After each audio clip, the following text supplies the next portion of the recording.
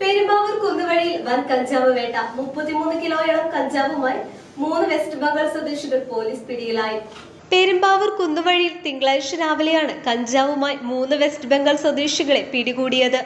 3 ബാഗുകളിലായി 32 കിലോയോളം കഞ്ചാവാണ് പെരുമ്പാവൂർ പോലീസ് പിടിച്ചെടുത്തത്.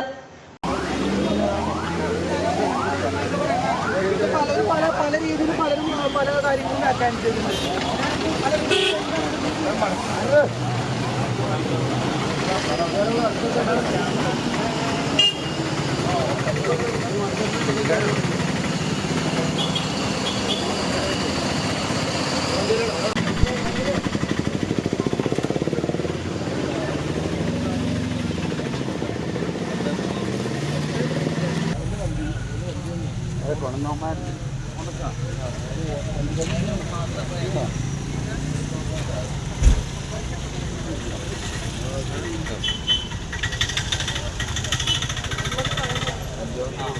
മുർഷിദാബാദ് വെസ്റ്റ് ബംഗാൾ സ്വദേശികളായ 47 വയസ്സുകാരൻ മിഷ്ഹാജ്, 36 വയസ്സുകാരൻ ടുട്ടു, 36 വയസ്സുകാരൻ മൗസം ഷെയ്ഖ് എന്നിവരെയാണ് പിടിച്ചത്.